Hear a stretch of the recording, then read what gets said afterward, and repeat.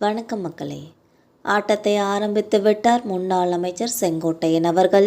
காங்கிரஸ் விசிக மதிமுகவுடன் பேச்சுவார்த்தையாம். பாமக தேமுதிகவுடனும் பேச்சுவார்த்தை. நடிகர் விஜயை நோக்கி குவியும் அரசியல் கட்சிகள்.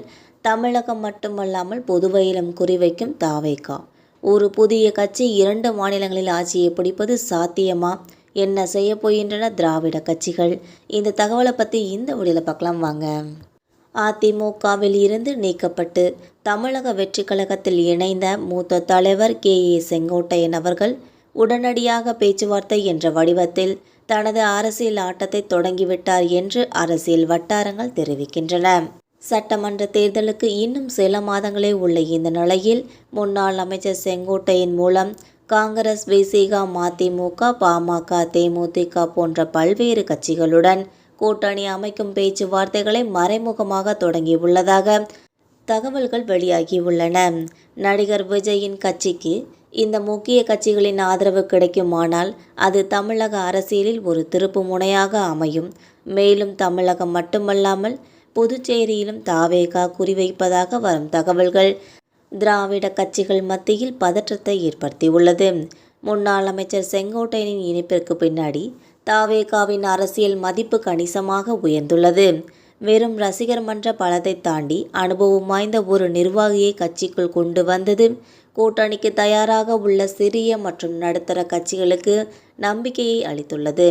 மதிமுக மற்றும் விசிக போன்ற கட்சிகள் திமுக கூட்டணியில் தங்களுக்கு சாதகமான இடப்பங்கீடு கிடைக்காத பட்சத்தில் தாவேகாவை ஒரு நம்பகமான மாற்றமாக பார்க்கலாம்.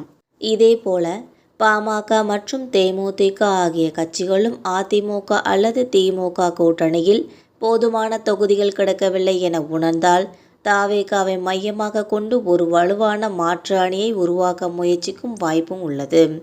முன்னாள் அமைச்சர் செங்கோட்டையன் இணைப்பின் மிக முக்கியமான நோக்கம் கட்சிக்குள் ஒரு மூத்த நிர்வாகியின் அனுபவத்தை கொண்டு வருவது மட்டுமல்லாமல் நீண்டகால அரசியல் அனுபவம் மற்றும் அனைத்து கட்சிகளிலும் உள்ள தலைவர்களுடன் அவருக்கு இருக்கும் தனிப்பட்ட நட்பு ஆகியவை கூட்டணி பேச்சுவார்த்தைகளில் செயல்பட உதவும் என்றும், ஒரு புதிய கட்சி நேரடியாக பேச்சுவார்த்தை நடத்துவதை விட அனுபவம் வாய்ந்த செங்கோட்டையன் மூலமாக பேச்சுவார்த்தை நடத்தும் போது சிறிய கட்சிகளுக்கு நம்பகத்தன்மை அதிகரிக்கும் என்றும் கூறியுள்ளது.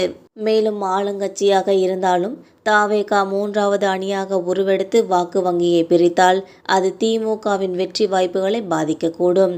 மொத்தத்தில் செங்கோட்டையனின் வருகை தாவேகாவின் அரசியல் விளையாட்டை வேறு தளத்திற்கு எடுத்து சென்றுள்ளது. இனி தமிழகத்தின் அரசியல் களம் 3 முனை போட்டியாகவோ அல்லது தாவேகாவை மையப்படுத்திய புதிய கூட்டணி அணிதிரளாகவோ மாறக்கூடும் என எதிர்பார்க்கப்படுகிறது.